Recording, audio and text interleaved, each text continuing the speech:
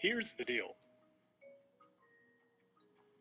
There is tremendous inequality in regards to poverty, education, housing, and race between most urban areas and their surrounding suburbs.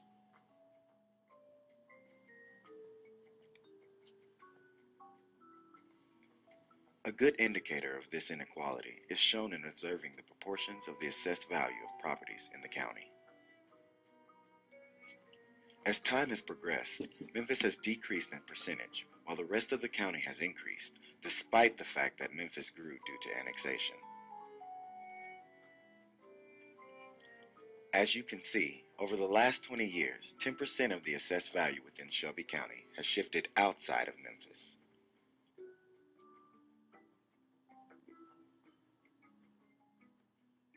As the maps imply, wealth is moving out of the city, but one's mobility is also dependent on wealth.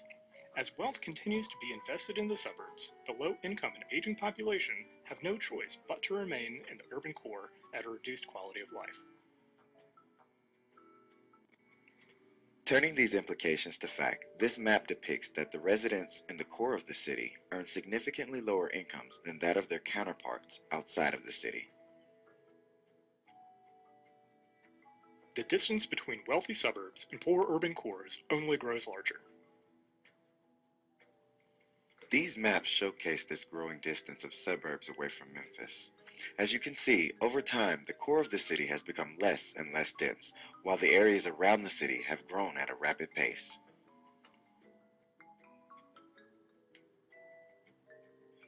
How did this happen?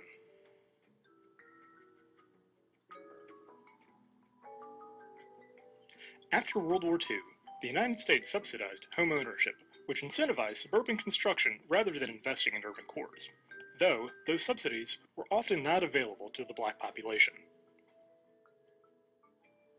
At the same time, a practice known as redlining was occurring. Federally administered mortgage guidelines provided low mortgage rates to green line communities. However, yellow or red line communities were largely ineligible to the same low mortgage rates. This left home and business owners in yellow and red zones unable to relocate. Along with housing subsidies were subsidies for the development of highway infrastructure, which facilitated easier means of commuting. But things were not all good, for these highway systems also created physical barriers for people who did not own vehicles and displaced marginalized communities. Another contributing factor was the Tax Reform Act of 1986, which lowered the top tax rate by 32% and raised the bottom tax rate by 4%. Cities were forced to continually raise taxes, which incentivized businesses and residents to move to the suburbs. Low-income city residents bore the burden of this impact, for now jobs were being posted further and further away from the city core. Increasing poverty rates lower the overall quality of life for everyone, as those needs become a fiscal burden on all residents of a region. As population and business become decentralized, cities can't capitalize on relatively low shipping and labor costs for goods and services produced within the city. By segregating classes and isolating resources, we are reducing the talent pool of our collective future. Memphis policies: creating problems, not solving them. According to Memphis and Shelby County zoning regulations, multifamily apartments are only allowed in certain districts. Those zones exist almost exclusively in Memphis, with very few in other municipalities in the county. Because zoning in the suburbs requires larger lot sizes, there is a disproportionate amount of affordable housing in Memphis. This map shows that there are large concentrations of minority groups within the city, but outside of the city the opposite is true. New transportation infrastructure was built to bring business to the city, but instead only made it easier for people to live further away. Executive Director of the Community Development Council of Greater Memphis, Emily Trenholm, states that when these decisions are made, people who are the most affected are not at the table. People who can't leave are left behind. This map is showing areas within Shelby County where more than 40% of the population is below the poverty level. Notice how majority of these areas are within Memphis, providing truth to the comment, some people just can't get away. As Memphis transitioned out of segregation, what is known as white flight began to occur, and white parents started moving their kids into suburban schools. By 2010, 85% of Memphis City school students were black, while only 38% of Shelby County school students were black. Even though the recent merger of the two school systems marked a move towards less segregation, new laws allow for the creation of municipal schools, likely returning schools back to how things were. Current state laws give residents the right to refuse annexation by larger municipalities. This allows suburbs to skirt paying taxes for city amenities they enjoy. Many local politicians claim that if the suburbs have a balanced budget, then they should not be responsible for maintaining the city, even though they benefit from being so close. Another argument is that small towns make better citizens, and therefore they shouldn't be responsible for paying for higher crime rates found in the city.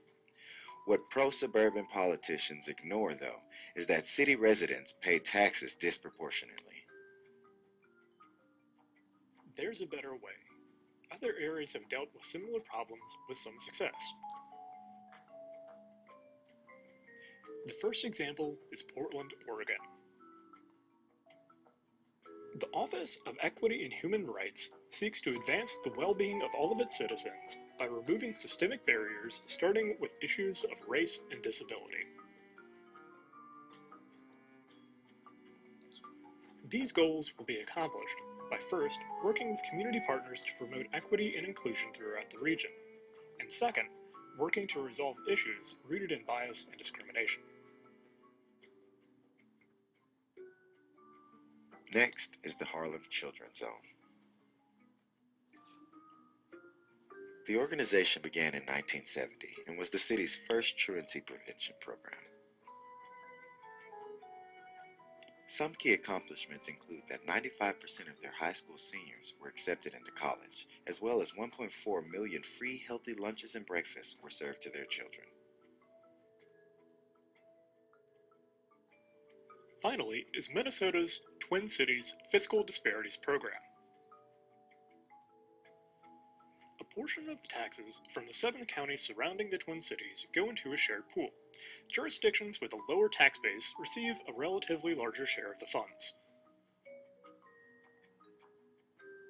Tax sharing has eliminated the incentives for competition between municipalities. All municipalities can enjoy the benefits of growth. Slow growth in one area is mitigated by increased growth in another. Inequality hurts. It's a regional problem that demands regional solutions. And it starts with you. What kind of city do you dream of?